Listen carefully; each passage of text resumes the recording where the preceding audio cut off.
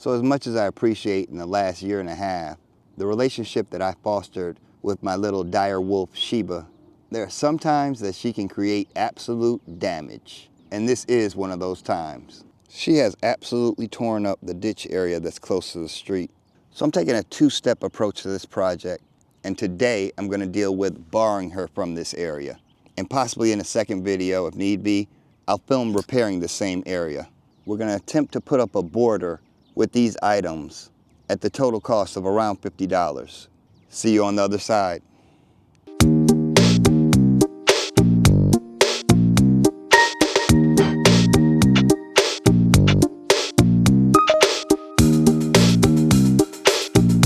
So like any other good fencing project, we're going to start with our post placement. Now the math on this is simple. I'm covering 36 feet and I have 6 wooden stakes. So if you divide that, you're getting 6 feet in between each stake. Now for the sake of time, I've marked each one of my stakes for the depth. So on each one, I will be just going up to this line.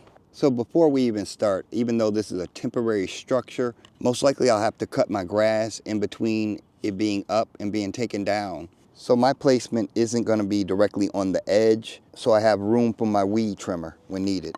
So now that we have our stakes in place, all we have to do is unravel our fencing and line it up with the stakes. So the first pole I'm going to use is an anchoring point. I'm going to secure the fence to each stake with 3 zip ties each.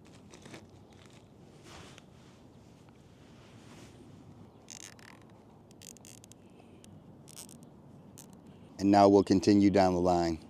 So now with our zip ties in place, it almost looks like we have a placement of a fence here.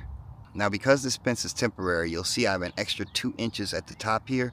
This can be easily snipped off, but because I'm on the city's property, I don't need it perfect because there's a chance the city hall can come by and tell me to take this down. But all in all, I'm pleased with it.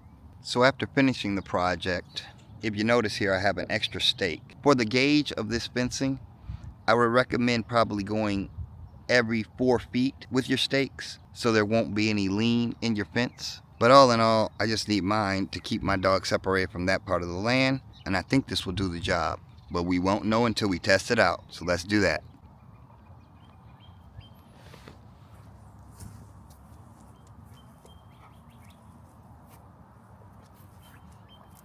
And on that note, my friends, you know your boy Kachi Kid's gonna see you in the next one. Peace, ma.